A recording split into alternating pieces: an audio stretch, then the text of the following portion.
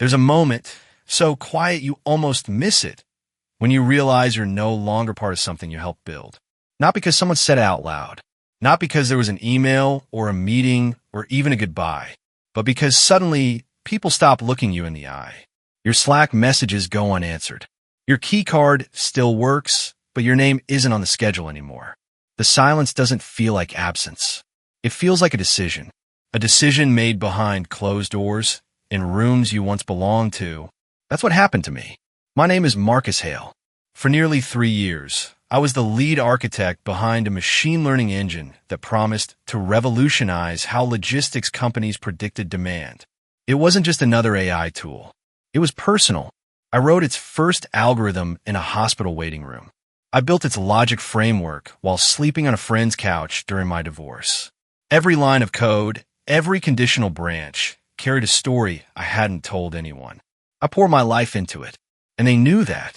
They knew it when they promoted me in front of the board, when they used my whiteboard sketches in their pitch decks, when they took me to South by Southwest and let me speak about human-centered intelligence. But when it came time to go live, to show the world what we had built, they cut me out.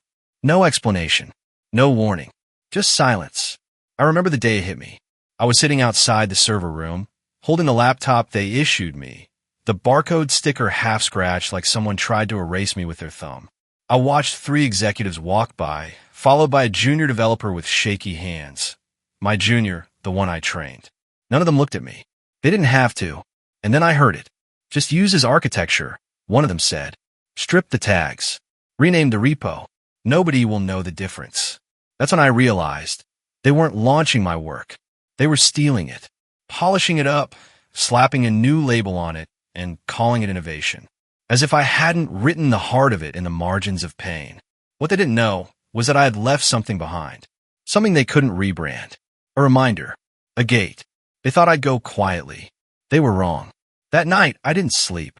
I sat in my apartment, lights off, phone face down, watching the city outside pulse like a living organism. Austin in late spring doesn't sleep much anyway.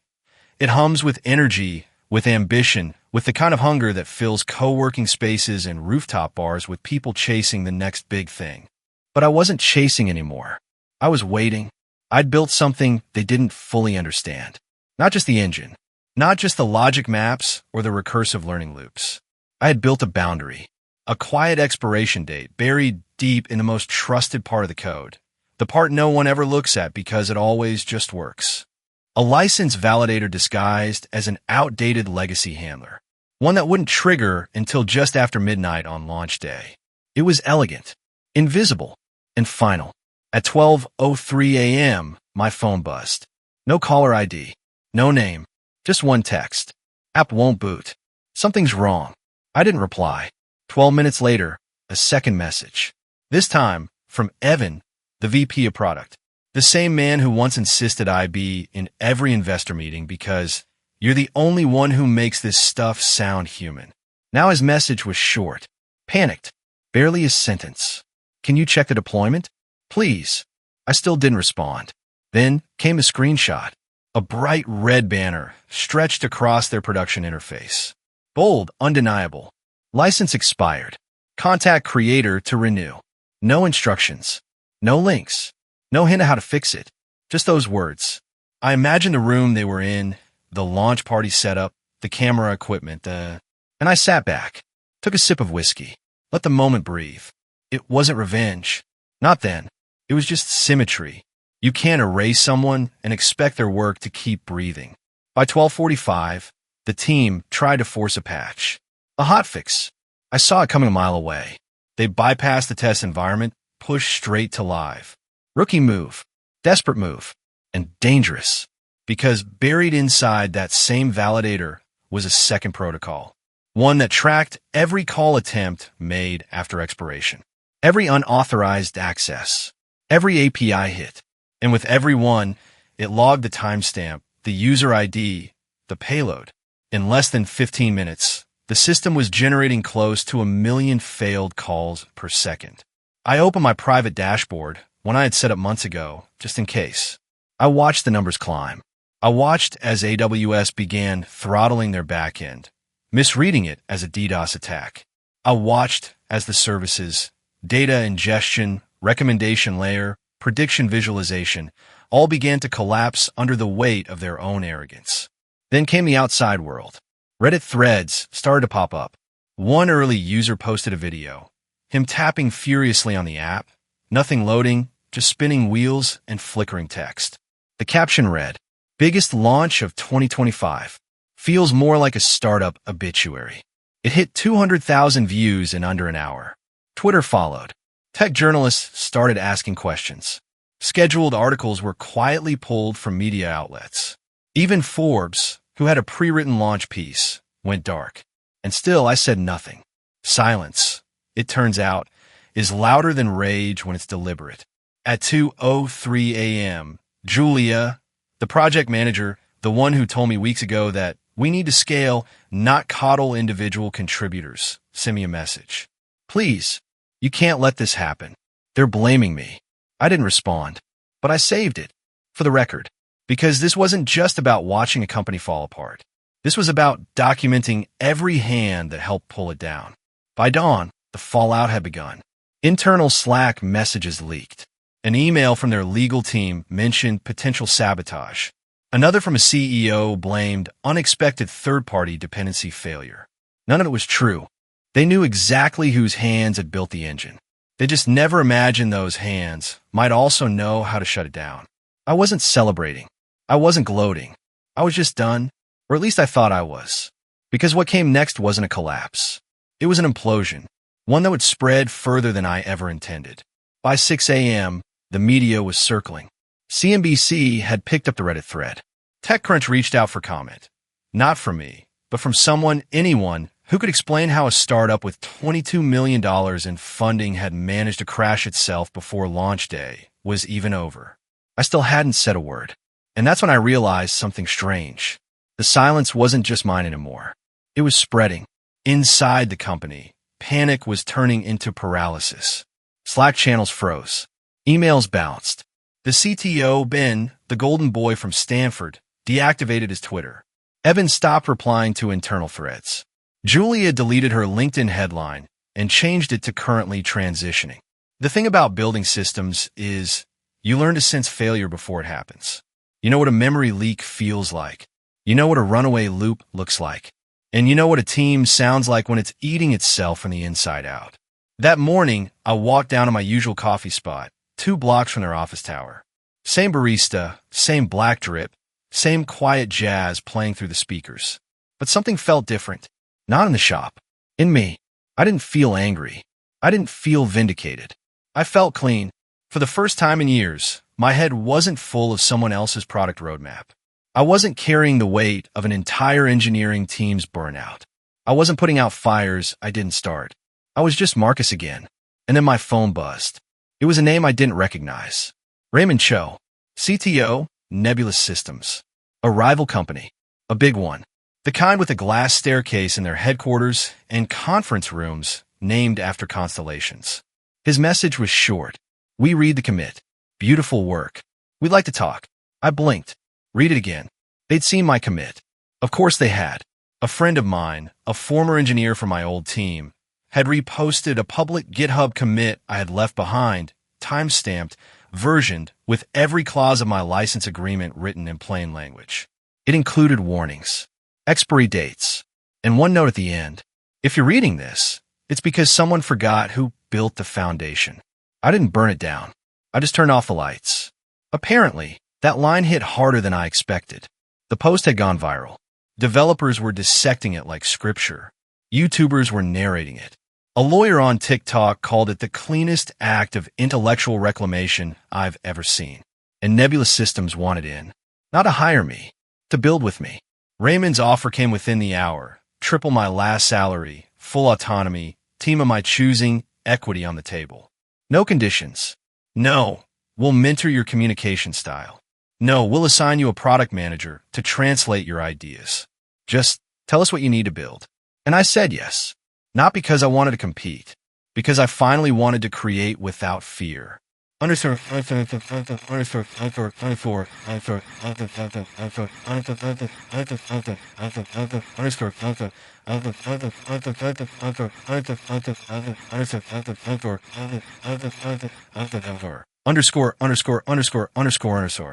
Meanwhile, back at the ruins of my former employer, things were collapsing faster than I could keep up with. 2 board members resigned. Investors started quietly scrubbing their websites of affiliation. Their app was removed from both app stores, not by me, but by the platforms themselves after too many user complaints. And then, just when I thought it couldn't get worse for them, it did. A journalist named Leela, sharp, relentless, based in D.C., sent me an email with a subject line that made my stomach knot instantly. Urgent. Confirming use of your code in recent federal contract proposal. Attached was a PDF. I opened it. Why, I saw it nearly knock the breath out of me. There it was. My original logic tree. My flow diagrams. My variable names. The deprecated error image I'd left behind intentionally. All repackaged. White labeled. Presented as proprietary technology. For a government AI proposal. Submitted 2 weeks after they fired me. They hadn't just stolen my code. They'd wrapped it in a flag and tried to sell it to the federal government. I sat still for a long time after reading that email. My eyes locked on the screen, the edges of the PDF still glowing.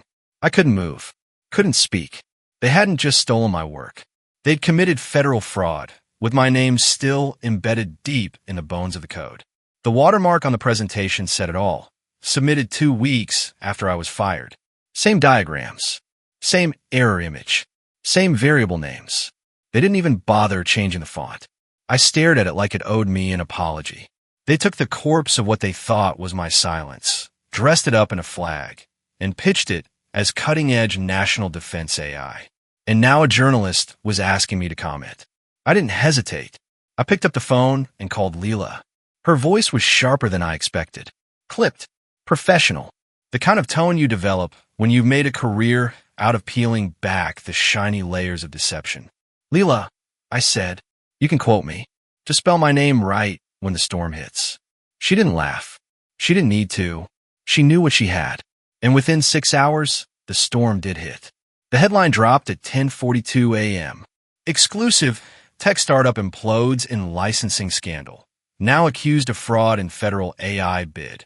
The article exploded across every platform. Legal Twitter dissected it line by line. Tech YouTubers pulled out my diagrams and overlaid them with red ink like forensic analysts. Reddit turned it into a full-blown investigation thread, complete with timelines and receipts. By noon, the Department of Commerce had issued a formal inquiry. By 2, I got a text from Byron, one of their former lead investors. He was always sharp-suited, Bitcoin cufflinks, espresso at 9:01 sharp. His message was short. Your little time bomb just made national news. Ever thought about building tools for watchdogs instead of startups? I hadn't, but now I was. Meanwhile, back at their office, if you could still call it that, the walls were closing in. Fast. Their domain went dark. Internal email systems were frozen. A vague message replaced their landing page. We'll be back soon. But they wouldn't. I knew it. Everyone knew it. And then came a message I didn't expect. Tara. She was my former intern. The one I'd stayed late to mentor. The one I'd coached through bad code reviews, helped through panic attacks before her first stand-up. The one who took my desk. Her voice note was quiet, unsteady, the kind that vibrates through your headphones like wires fraying under voltage. Marcus, I didn't know. I swear I didn't. They said the code was approved. They said you'd moved on. I thought it was okay. But now they're panicking. They're blaming me. Can you just help me find a kill switch? I sat there, frozen, because it hit different. The word help coming from someone who'd stepped into your shadow and tried to claim your light. But then something cracked in her voice. I looked up to you. I thought if I just worked hard enough, I could earn what you built. But I didn't build it. I just wore your skin and prayed no one looked too close. That line broke something open in me. She finally got it. They hadn't replaced me. They put a mask on an empty chair and hoped no one noticed. So I sent her one thing. Not the code. Not the fix. Just a screenshot. A single page from the original onboarding document I wrote 2 years ago. One line, highlighted in red. To reverse the license lock, one must understand why it was placed. Not just how. No explanation. No further message. I watched the typing bubble flicker, then disappear. At 7:03 p.m., their entire platform went offline. Permanently. And just like that, everything they tried to build on the grave of my silence crumbled. I didn't cheer. I didn't post. I didn't gloat. Because this wasn't about vengeance anymore. It was about ownership. Of my name. Of my work. Of my story. And I wasn't going to let them write the ending for me. The morning after the platform went dark, I walked into a cafe 3 blocks from their office. Not out of spite. Well, maybe a little. But mostly because I had a meeting. Byron was already there when I arrived. Crisp navy suit. Cufflinks shaped like Bitcoin. That signature look of a man who'd made peace with burning millions. So long as he could say he learned something from the ashes. He didn't greet me. Didn't smile. Just sipped his espresso like it personally offended him and said, "Walk me through it." Not the crash. Not the drama. Not even the code. The why, he said. So I told him. I told him how I'd been cut out without a word. How they'd stripped my name from the code base, reused my architecture, presented it as their own. How they launched a product built on the pain I never monetized, and then tried to erase me entirely. I told him about the license lock, the error handler, the ghost in the machine that waited quietly until the moment they assumed they didn't need me anymore. He didn't flinch, just nodded slowly and pulled out his phone. "Can you show me what they changed?" "Well, they broke." I already had it ready. A private demo. 10 minutes long. A comparison between their forked mess and my original design. Annotated, structured, immutable. Their version looked like duct tape over a bullet wound. Mine looked like architecture with purpose. When I finished, he leaned back and stared out the window. They were 2 weeks from closing a partnership with IBM, he muttered. Now I've got congressional aides asking if I fund frauds. I let that sit. Let the silence stretch. Then I dropped the match. "I'm building something new," I said. "From scratch. My name on it. Transparent, compliant, ethically built from the ground up." He looked at me like a man seeing an escape hatch on a sinking ship. "What's your ask?" $5 million, I said. Convertible note. No meddling. I picked the team. He didn't hesitate. "You've got until Monday. Draft the term sheet." By the time I left the cafe, their website was down. Just a plain white screen with default font. "We'll be back soon." They wouldn't. On the way home, I passed a junior developer carrying out a dying office plant and a box of stolen snacks. A metaphor in motion. At 1:44 p.m., Evan, remember Evan, posted a farewell on LinkedIn, full of buzzwords and bruised ego. Though this chapter closes, I'm proud of what we built together. The comments were a war zone. People weren't buying it. At 3 p.m., I got a text from Tara. Just one sentence. I wish I'd asked more questions. I stared at it for a long time, but I didn't reply, because she wasn't the only one. They all should have asked more questions, especially the one that matters most. Who owns the story when the code runs dry? By the end of the week, I was sitting in a different office. Sleek, minimalist, quiet. It smelled like eucalyptus and ambition. Byron's legal team had moved faster than I expected. The term sheet was done, signed, wired. $5 million in seed funding. But it wasn't about the money. It was about the silence that followed. The good kind this time. The kind that respects the room you take up. That doesn't ask if you're sure you want to lead the tech. That doesn't suggest hiring someone to translate your ideas for investors. They didn't try to fix me. They asked what I needed to build my vision. And I told them. A new kind of AI engine. Transparent. Auditable.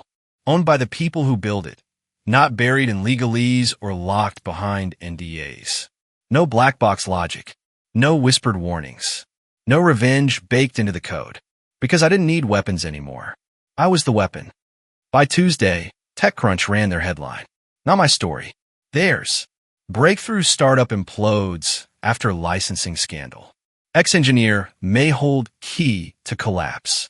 I didn't speak on record. Not yet. But I watched the narrative bend around me like heat warping steel. Threads, forums, podcasts. They started calling it the silent fork. Someone even called me the ghost founder.